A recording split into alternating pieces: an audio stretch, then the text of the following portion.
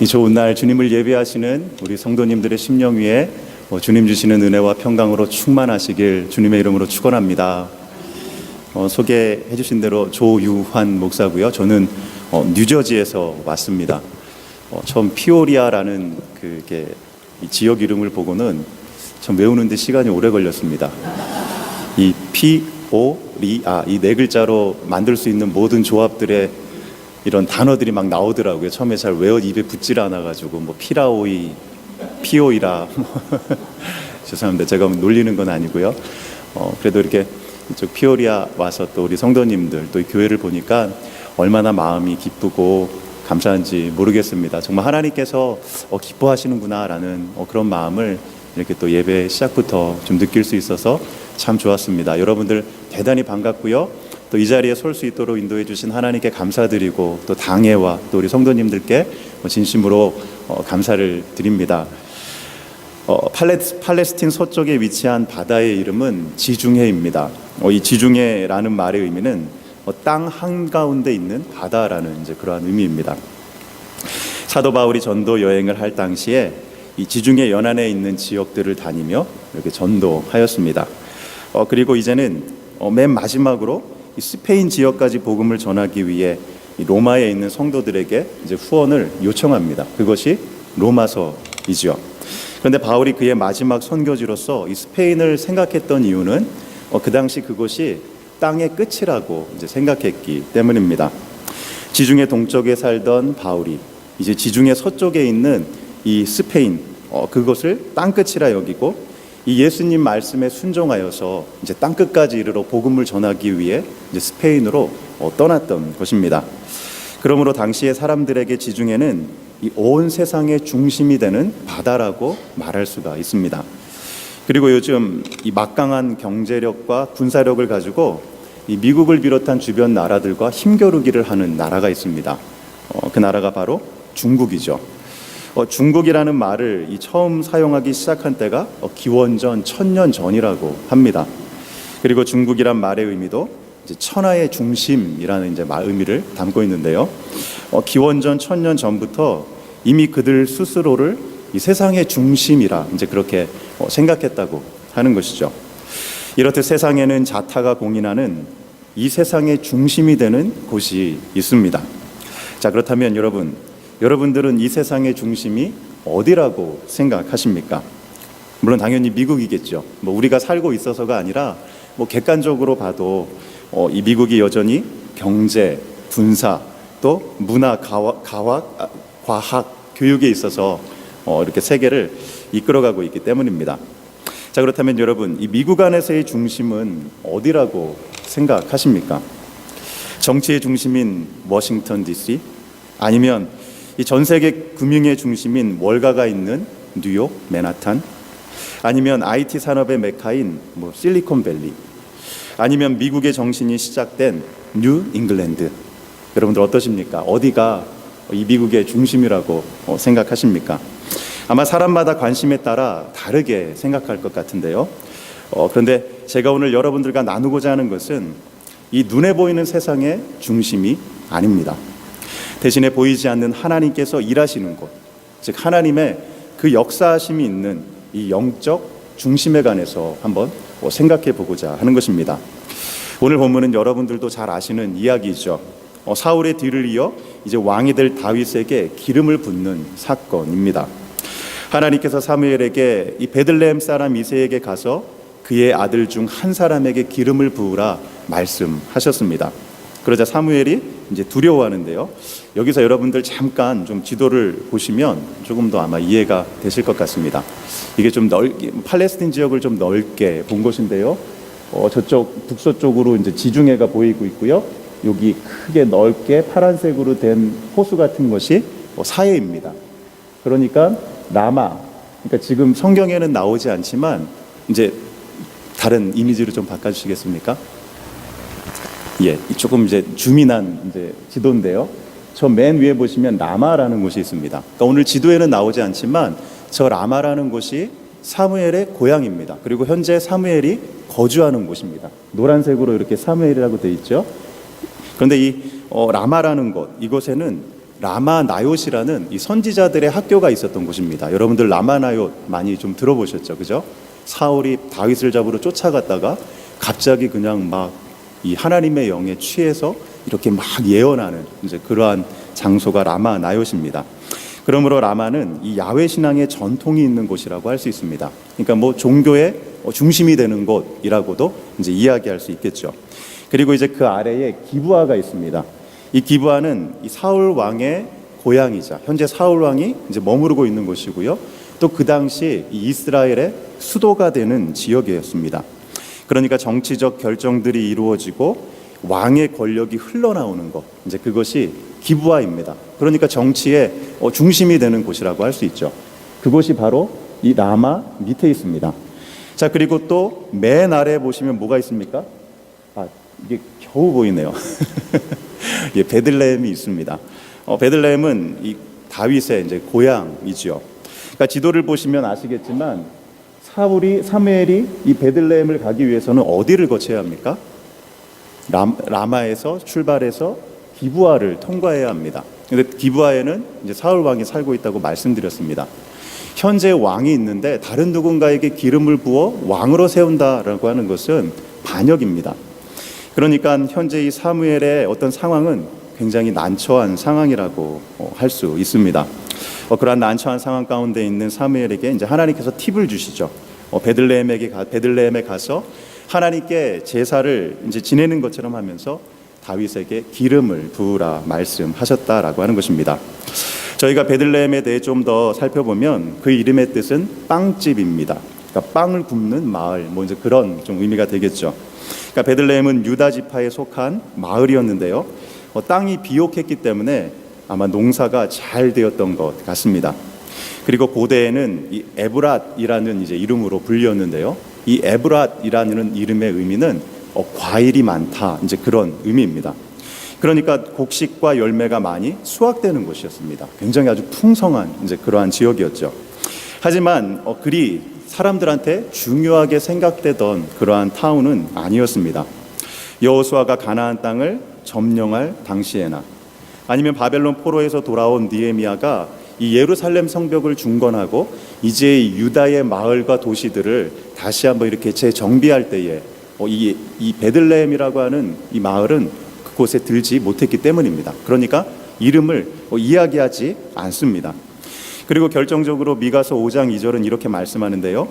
베들레헴 에브라다야, 너는 유다 족속 중에 작을지라도 이스라엘을 다스릴 자가 내게서 내게로 나올 것이라.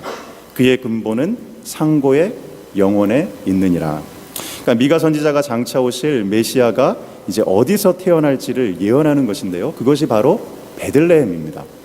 그런데 사람들의 인식 속에 자리 잡고 있었던 이 베들레헴에 대한 생각은 아주 작은 곳, 그러니까 외진 곳, 그리 중요하지 않은 곳이었다고 하는 것이죠.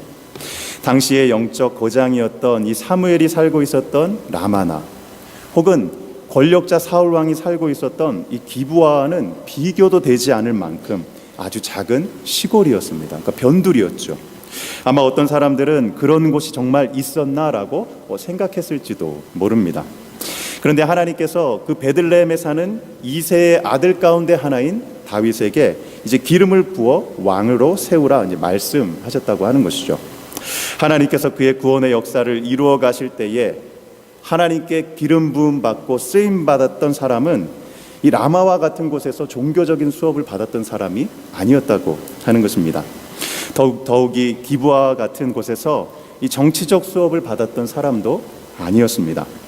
또한 당시에 이름이 있었던 길갈이나 미스바, 이 실로와 같은 아주 유명한 곳, 이제 그곳에 있었던 사람도 아니었다고 하는 것입니다. 그저 평범하고 작은 베들레헴이라는 마을에 사는 다윗이었습니다. 성도 여러분, 이것을 통해서 알 수 있는 사실이 무엇입니까? 하나님의 일하심은 외적인 컨디션에 있지 않다고 하는 것입니다. 즉 얼마나 큰 규모인지, 얼마나 많은 사람들이 모여 있는지, 얼마나 유명한 곳인지가 하나님의 기준이 되지 못한다라고 하는 것입니다. 예수님께서 그의 제자들을 택하신 것만 봐도 그와 같은 사실을 잘 알 수가 있습니다. 예수님 당시 종교의 중심은 예루살렘입니다. 예루살렘 성전이 있었고 사내들인 공의회가 있었고 또한 유대교를 대표하는 학파들이 있었던 곳이 예루살렘입니다. 하지만 그곳에서는 단 한 사람의 제자도 부르지 않으셨습니다. 왜냐하면 그들 안에 있었던 종교적인 거품 때문이었습니다. 이스라엘의 중심이라고 모든 사람들이 인정하는 그 예루살렘 안에 있다는 것이 마치 자신의 믿음이 몹시 뛰어나다는 그러한 착각을 만들어냈다고 하는 것입니다. 회칠한 무덤처럼 외식하며 종교 생활을 하고 있었던 것이었습니다. 오늘날도 마찬가지입니다. 이 대형교회를 출석하는 성도들은 자신들의 믿음까지도 대형이라고 생각하는 경향이 있습니다. 물론 다 그런 것은 아니지만요. 크고 화려한 예배당과 또 오케스트라와 찬양대의 웅장한 찬양 소리, 그리고 흠잡을 데 없이 깔끔한 설교 말씀을 듣고 잘 짜여진 프로그램 안에 있으면 마치 자신의 믿음이 어느덧 이 에베레스트 정상에 있는 것과 같은 착각을 한다고 하는 것입니다. 자, 그렇다면 소형교회의 성도들은 어떠할까요? 소형교회의 성도들은 반대로 자신의 믿음까지도 이 소형이라고 생각하는 이제 그러한 경향이 있는 것 같습니다. 그래서 종종 사람들에게 혹시 어느 교회 다니십니까? 라고 물으면 이렇게 대답하십니다. 아니 저는 그냥 저기 작은 교회에 다닙니다. 라고 그렇게 죄진 것도 없으시면서 죄진 것처럼 이제 그렇게 말씀을 하시는 것입니다. 그러니까 이 자신이 다니는 교회에 대해서 자신이 갖고 있는 그 신앙, 그것에 대해서 자신이 없으신 것이다라고 볼 수 있습니다. 물론 피오리아 이 한인 장로교회 성도님들은 안 그러시리라 생각하는데요. 혹시 스스로들 대형교회라고 생각하셨는데 제가 이런 말씀드려서 기분이 언짢으실 수도 있을지 모르겠습니다. 죄송합니다. 그렇다면. 근데 여러분 한번 생각해 보시기 바랍니다. 작고 평범한 이곳에서 이 소수민족으로 살아가고 또 작은 교회 공동체에서 믿음 생활할 때에 혹시나 나의 믿음도 작고 또 평범해지려고 하는 것은 아닌가라는 것입니다. 이곳은 환경이 그러니 어쩔 수 없다며 그냥 체념하듯 안주하는 신앙생활을 하고 있지는 않은가라는 것이죠. 성도 여러분, 하나님의 일하심은 아무도 예측할 수 없다는 것을 기억하시기 바랍니다. 하나님께서 일하시는 곳은 라마나 기브와 같이 그리고 예루살렘과 같이 유명하고 영향력 있는 곳이 아닐 수가 있습니다. 대신에 베들레헴 같은 작고 무명한 곳에서도 하나님은 얼마든지 일하실 수 있다고 하는 것입니다. 성도 여러분, 여러분이 속한 물리적인 환경이 어떠하든지 여러분의 영적인 삶은 하나님의 기뻐하시는 그와 같은 삶이 되시기를 바랍니다. 이곳이 세상의 중심은 아니지만 하나님께서 살아 역사하시는 영적 중심의 자리가 되는 축복이 있기를 바랍니다. 또한 이 교회가 사무엘과 다윗과 사도 바울과 같은 그러한 영적 대가들을 배출할 수 있는 그러한 영적 저력이 있는 교회 되기를 주님의 이름으로 축원합니다. 자, 그렇다면 하나님께서 일하시는 영적 중심에 있는 사람은 어떤 사람일까요? 하나님께서 기뻐하시는 영적 중심에 있는 공동체는 과연 어떠한 공동체일까요? 첫째는 마음의 중심이 하나님을 향해 있는 사람입니다. 베들레헴에 도착한 사무엘은 이새와 그의 아들들을 제사에 초청하였습니다. 그리고 이새의 장남인 이 엘리압을 보았는데요. 그때의 상황을 6절이 잘 말씀합니다. 그들이 오매 사무엘이 엘리압을 보고 마음에 이르기를 여호와의 기름 부으실 자가 과연 주님 앞에 있도다 하였더니, 사무엘이 엘리압을 본 순간에 정말 하나님께서 기름 부으실 자가 바로 이곳에 있구나라는 그러한 생각을 하였습니다. 그런데 말씀을 자세히 보시면 아무도 사무엘에게 이 이새의 아들을 소개시켜 주지 않았습니다. 그러니까 사무엘은 누가 누구인지 모르는 상황이죠. 사무엘은 이새의 아들들이 저만치 오는 것을 본 순간 가장 눈에 들어왔던 그 엘리압을 보고 감탄했던 것이었습니다. 그러니까 이것은 이새의 아들들 가운데 이 엘리압의 외모가 가장 뛰어났다라는 것을 이제 말하는 것인데요. 대선지자 사무엘의 눈마저도 흐리게 할 수 있는 외모였다고 하는 것입니다. 자꾸 제 자신의 이야기를 하는 것 같아서 참 많이 쑥스러운데요. 그런데 여러분, 하나님께서 뭐라고 말씀하십니까? 7절에 보면 여호와께서 사무엘에게 이르시되 그의 용모와 키를 보지 말라. 내가 이미 그를 버렸노라. 내가 보는 것은 사람과 같지 아니하니 사람은 외모를 보거니와 나 여호와는 중심을 보느니라 하시더라. 하나님께서 사무엘에게 분명히 말씀하십니다. 외모를 보지 말라. 나 여호와는 중심을 보느니라. 그러니까 하나님은 사람의 마음을 보신다고 하는 것입니다. 그러면서 또한 사람의 성향이 어떠한지도 말씀해 주셨는데요. 그것은 사람은 외모를 본다고 하는 것입니다. 그것이 사람에게 있어서 아주 자연스럽다라고 하는 것이죠. 그렇죠, 여러분. 그래서 우리는 사람을 볼 때 무엇을 봅니까? 그가 얼마나 배웠는지, 또 조금 전에 말씀해 주셨는데 얼굴을 보기도 하고요. 또 얼마나 가졌는지, 또 얼마나 잘났는지 등등을 이제 보는 것입니다. 그러니까 그것이 사람의 본능이라고 해도 결코 틀리지 않는 것입니다. 사실 그러한 성향을 잘 보여준 사람이 사무엘 선지자였습니다. 이스라엘의 첫 번째 왕은 이제 사울이었죠. 근데 사무엘상 9장에서 이 사울의 외모에 대해서도 아주 잘 이제 말해주고 있는데요. 9장 2절에 보면 이렇게 말씀합니다. 기스에게 아들이 있으니 그의 이름은 사울이요 준수한 소년이라. 이스라엘 자손 중에 그보다 더 준수한 자가 없고 키는 모든 백성보다 어깨 위만큼 더 컸더라. 그러니까 사울 왕의 외모 역시 아주 매우 뛰어났습니다. 이스라엘에서 사울 같은 사람을 찾아볼 수 없을 만큼 매우 아주 준수한 이제 그와 같은 사람이었다라고 하는 것입니다. 그리고 이 사울에게 기름을 부었던 장본인은 바로 사무엘입니다. 성경에서 말하고 있지는 않지만 어쩌면 사무엘이 이 사울에게 기름을 부었을 때에도 와, 여호와의 기름 부으실 자가 과연 주님 앞에 있구나라며 감탄했을지도 모를 일입니다. 그의 외모를 보고 왕으로 세우기에 충분한 사람이라고 그렇게 생각했을 것입니다. 그런데 사울은 하나님 앞에 신실하지 못하였습니다. 하나님을 경외하지 않았고 불순종하였습니다. 결국 하나님께 버림받는 안타까운 지경에 이르게 되었다고 하는 것입니다. 그런 사울 왕의 몰락을 누구보다도 잘 알고 안타까워했던 사람이 바로 또한 사무엘이었습니다. 오늘 본문 1절을 보시면 이 사울을 위해 슬퍼하는 그 사무엘을 볼 수가 있습니다. 여러분, 일이 이렇다면 이스라엘의 다음 왕에게 기름을 붓는 이 사무엘의 마음이 어떠해야 할까요? 사람을 외모로 보기보다는 그가 하나님 앞에서 어떤 마음을 가진 사람인가를 생각했어야 한다고 하는 것입니다. 외모를 보고 섣부르게 판단하기보다는 그의 마음의 중심이 어떠한가를 살폈어야 했다고 하는 것입니다. 하지만 사무엘은 이번에도 역시 외모를 보고 말았습니다. 그러니까 눈에 보이는 것에 속고 말았다고 하는 것이죠. 사람의 성향이 이렇다 보니, 그러니까 늘 겉모습을 보고 평가하려는 사람의 성향이 이렇다 보니 또한 어떻습니까? 우리도 늘 우리의 겉모습을 꾸미려고 합니다. 그러다 보니 외식하게 되고 이제 위선자가 되는 것입니다. 신앙생활도 하나님보다는 이 사람에게 보이기 위한 것이 될 때가 많다고 하는 것입니다. 그런데 중요한 사실은 무엇입니까? 하나님은 사람의 중심을 보시는 분이시다라는 것입니다. 하나님은 사람의 마음을 살피시는 분이십니다. 사람이 얼마나 하나님을 존중하고 또 그분을 경외하는지를 보신다는 말씀이지요.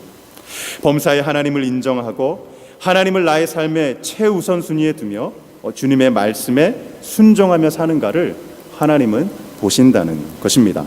사실 그것이 사무엘서의 주제이기도 합니다.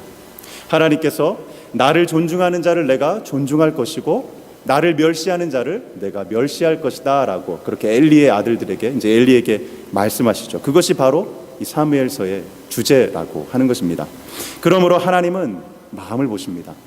하나님 앞에서 그 사람의 마음이 어떠한가를 보신다라고 하는 것입니다. 성도 여러분, 하나님을 존중히 여기십시오. 하나님을 경외하십시오. 하나님을 사랑하고 주님께 여러분들의 삶의 모든 것을 의탁하십시오. 하나님은 그와 같은 사람을 축복하시고 그와 같은 사람을 통하여 일하시는 것입니다. 또한 이 공동체 안에서도 사람의 외모나 사회적인 지위로 그 사람을 판단하지 마시기 바랍니다. 다만 그가 얼마나 신실하게 하나님을 사랑하고 하나님을 섬기는 사람인가를 보실 수 있기를 바랍니다. 그리고 여러분의 공동체를 크고 작음으로 평가하지 마시기 바랍니다. 하나님 앞에서 이 공동체의 중심이 어떠한가가 중요하다고 하는 것입니다. 하나님 앞에서의 그 마음의 중심, 그것을 잘 붙잡으셔서 정말 하나님께 귀하게 쓰임받는 공동체 되시기를 바랍니다. 끝으로 여러분들의 자녀들을 인간적인 눈으로 평가하지 마시기 바랍니다. 나의 자녀가 학업 성적이 얼마나 뛰어난가로 그 자녀의 장래를 내다보는 것이 결코 아닙니다. 다만 그의 마음속에 하나님 경외하는 마음이 있어 정말 다윗처럼 그렇게 귀하게 쓰임 받는 믿음의 사람들이 될 수 있도록 기도하고 격려해야 한다고 하는 것입니다. 성도 여러분, 하나님은 외모를 보시지 않습니다. 마음의 중심을 보십니다. 여러분 모두가 하나님 보시기에 그와 같은 합당한 마음으로 서실 수 있기를 간절히 바랍니다. 그리고 영적 중심에 있는 사람은 이 광야의 훈련을 통과한 사람입니다. 오늘 말씀을 보시면 이새가 그의 아들들을 다 데리고 사무엘에게 나왔을 때 한 사람은 빠져 있었습니다. 그가 바로 주인공 다윗입니다. 다윗은 무엇을 하고 있었습니까? 그는 양을 치고 있었습니다. 11절에 보면 또 사무엘이 이새에게 이르되 내 아들들이 다 여기 있느냐? 이새가 이르되 아직 막내가 남았는데 그는 양을 지키나이다. 사무엘이 이새에게 이르되 사람을 보내어 그를 데려오라. 그가 여기 오기까지는 우리가 식사 자리에 앉지 아니하겠노라. 형들이 아버지와 제사에 참여할 때 다윗은 들판에서 양을 지키고 있었습니다. 그러니까 마을로부터 얼마나 멀리 떨어져 있는지는 잘 모릅니다. 그러니까 다만 양을 지키고 있었다는 것을 보면 그가 마을 밖 어디에선가 이제 양을 돌보고 있음을 저희가 추측할 수 있습니다. 사람들이 북적이는 마을을 떠나 다윗 홀로 양을 치고 있는 것입니다. 그러니까 단조롭고 참 외로운 이제 그러한 시간이죠. 단조로운 일상에 지치고 피곤해할지 모를 일입니다. 그리고 왜 맨날 나만 양을 이렇게 지켜야 하나 이제 불평할 수도 있는 이제 상황이죠. 자신을 하인 취급하는 그 아버지에 대한 원망의 마음도 들 수 있는 상황입니다. 하지만 다윗은 주변 환경과 자신의 처지로 인하여 비관하지 않았습니다. 그것을 12절 말씀을 통하여 잘 알 수가 있습니다. 이에 사람을 보내어 그를 데려오매 그의 빛이 붉고 눈이 빼어나고 얼굴이 아름답더라. 여호와께서 이르시되 이가 그니 일어나 기름을 부으라 하시는지라. 다윗은 그 속에서 빛이 나고 또 눈이 초롱초롱하고 매우 아름다운 사람이었습니다. 그러니까 피곤한 기색이나 외로움의 우울한 모습, 그리고 원망과 불평으로 인해 굳은 얼굴이 아니었다고 하는 것입니다. 그의 외모를 통해 보여주는 이 다윗의 마음은 밝고 의욕이 넘치며 기쁨으로 충만한 사람이었습니다. 아니 목사님, 아까는 하나님께서 외모를 보지 않으신다고 했는데 왜 성경은 다윗의 외모를 말씀하고 있는 것입니까? 라고 이렇게 또 의아해하실지 모르겠습니다.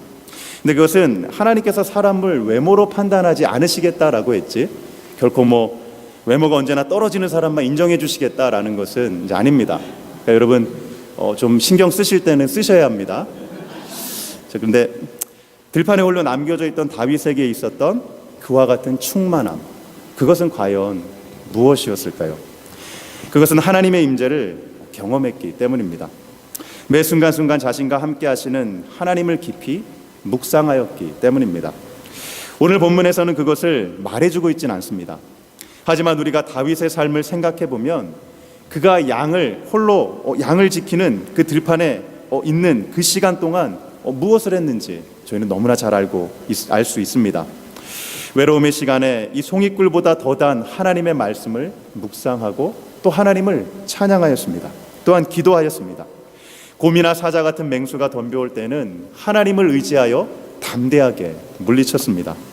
자신은 지키는 양들의 습성을 보며 그리고 목자인 자신을 믿고 따르는 그 양들의 모습을 보며 이 선한 목자 되시는 하나님을 알 수 있었다라고 하는 것입니다. 여러분, 다윗이 쓴 시편 8편을 잘 아실 것입니다. 여호와 우리 주여, 주의 이름이 온 땅에 어찌 그리 아름다운지요. 주의 영광이 하늘을 덮었나이다. 주의 손가락으로 만드신 주의 하늘과 주께서 베풀어 두신 달과 별들을 내가 보오니 사람이 무엇이기에 주께서 그를 생각하시며 인자가 무엇이기에 주께서 그를 돌보시나이까. 다윗은 양들과 함께 들판에 머물면서 이 낮이나 밤이나 함께 하시고 지켜주시는 하나님을 묵상하며 그 주님을 노래하였다고 하는 것입니다. 우주의 먼지보다 작은 자신을 생각해 주시는 하나님의 그 놀라운 은혜와 또한 그 세심한 사랑을 기억하며 주님을 찬양했던 것입니다. 그런 다윗의 모습 속에는 하나님으로 인한 기쁨과 감사가 충만했습니다. 들판에 홀로 남겨진 시간이 결코 외로움의 시간도 또 퇴보의 시간도 아니었다고 하는 것입니다. 오히려 하나님과 깊이 교제하며 영적으로 더욱 성장하고 단련되는 시간이었습니다. 하나님께 쓰임받기 위해 준비하는 시간이었다고 하는 것입니다. 성경은 하나님과의 더 깊은 교제와 이 영적 훈련을 위해 어떤 특정한 장소가 예비되었다는 것을 말씀해주고 있습니다. 그것은 바로 광야입니다. 세례 요한은 광야에서 메뚜기와 석청을 먹으며 이 메시아의 오심을 전하였고요. 또한 사도 바울은 복음 전도자로 쓰임받기 위해 이 회심한 직후 아라비아 광야로 가서 무려 3년의 시간을 머물러야 했습니다. 또한 예수님도 공생애를 시작하기 전에 40일간 금식하시며 광야에서 시험을 받으셨고, 또 이스라엘은 약속의 땅에 들어가기 전 이 40년을 광야를 떠돌아야만 했습니다. 오늘 본문에서 기름 부음을 받은 다윗도 바로 왕좌에 올라섰던 것이 아니었습니다. 맨 처음 기름 부음을 받은 그때로부터 약 15년이 지난 후에야 이 유다 지파의 왕이 될 수 있었습니다. 그 15년 동안 다윗은 무엇을 하였을까요? 다윗은 대부분 이 사울을 피해 이 광야를 떠돌아야만 했다고 하는 것입니다. 하나님께서 쓰시기에 충분한 믿음의 사람들로 세워주시기 위해 바로 이 광야와 같은 고독과 외로움의 시간을 예비하셨다고 하는 것입니다. 성도 여러분, 혹시라도 여러분들 가운데 직장 때문에 혹은 아이들 교육 때문에 내가 어쩔 수 없이 이곳 피오리아에서 살고 있다고 생각하는 분들 계십니까? 웃으시는 거 보시니까 좀 계시는 것 같은데요. 근데 여러분, 결코 아닙니다. 여러분들의 이 시간이 하나님께서 준비하신 광야와 같은 시간이고, 하나님께서 나를 더욱더 가까이 만나주시고 또한 나의 믿음을 더욱더 굳건히 하시려고 하시는 그 섭리의 시간임을 믿으시기 바랍니다. 이곳에서의 시간 동안 말씀과 기도로 주님을 더욱 깊이 만나시고 나의 삶에 언제나 함께 하시는 그 선한 목자 되시는 주님을 더욱 깊이 체험하셔서 주님께 더욱 아름답게 쓰임받는 우리 성도님들 되시기를 주님의 이름으로 축원합니다. 또한 끝으로 영적 중심에 있는 사람은 성령 충만한 사람입니다. 13절 말씀에 사무엘이 기름 뿔병을 가져다가 그의 형제 중에서 그에게 부었더니 이날 이후로 다윗이 여호와의 영에게 크게 감동되니라. 사무엘이 떠나서 라마로 가니라 말씀합니다. 유대인들은 왕이나 제사장 그리고 선지자를 세울 때에 기름을 부었습니다. 그러니까 이것은 하나님께서 부여하신 직무를 감당하기 위해 구별된다는 것을 의미하는 것입니다. 그런데 기름 부음을 받을 때에 나타나는 현상은 여호와의 영에게 감동되는 것입니다. 여호와의 영에게 감동된다는 것은 이 여호와의 영이 기름 부음 받는 그 사람에게 능력으로 임한다는 그러한 의미입니다. 그러니까 사무엘이 다윗에게 기름을 부었을 때에 하나님의 영이 다윗에게 능력과 권능으로 임하셨다라는 그러한 이야기입니다. 오늘 본문 다음에 나오는 17장과 18장은 이 블레셋과 이스라엘의 전쟁에 대해서 기록해 주고 있습니다. 블레셋을 대표하는 장수가 골리앗이었죠. 그런데 이스라엘 중에 아무도 이 골리앗을 상대하지 못하였다고 하는 것입니다. 두려웠기 때문이죠. 그런데 소년 다윗이 나가서 골리앗을 쓰러뜨렸습니다.